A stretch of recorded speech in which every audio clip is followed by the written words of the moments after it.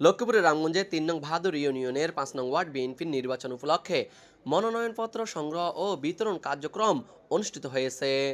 আজ বুধবার বিকেলে শিরুন্দি সরকারি প্রাথমিক বিদ্যালয়ে এই মনোনয়নপত্র বিতরণ করা হয়।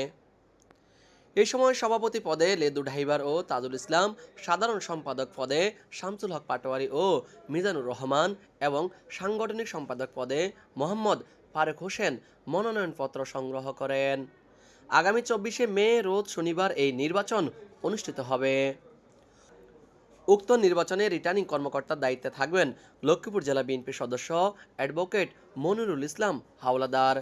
সহকারী রিটার্নিং কর্মকর্তার দায়িত্ব পালন করবেন লক্ষ্মীপুর জেলা যুবদলের সিনিয়র যুগ্ম আহ্বায়ক সৈয়দ রশিদুল হাসান লিঙ্কন।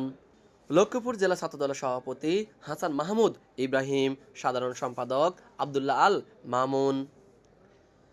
আজ এই মনোনয়নপত্র বিতরণকালে উপস্থিত ছিলেন অত্র ইউনিয়নের টিম প্রধান রামগঞ্জ উপজেলা বিএনপির সিনিয়র যুগ্ম আহ্বায়ক মনোয়ার হোসেন, ইউনিয়ন বিএনপির সমন্বয়ক রামগঞ্জ উপজেলা বিএনপির সদস্য রেজাউল করিম দিহিদার, তাফাজ্জল হোসেন ৫ নং ওয়ার্ড বিএনপির সমন্বয়ক শাহ আলম, আবুল কাশেম, কামাল হোসেন সুমন, ইউনিয়ন বিএনপির সভাপতি সেলিম কাজী, সাংগঠনিক সম্পাদক সেলিম রাজা, সিনিয়র সহসভাপতি বাবুল জমাদার, বাহাদুর ইউনিয়ন যুবদলের সভাপতি আরিফ পাটোয়ারি, ইউনিয়ন ছাত্রদলের সভাপতি সোহেল হোসেন, উপজেলা স্বেচ্ছাসেবক দল নেতা সাইফুল ইসলাম ফরিদ, প্রবাসী বিএনপির নেতা বেলায়েত হোসেন, সুমন পাটোয়ারি সহ অনেকেই।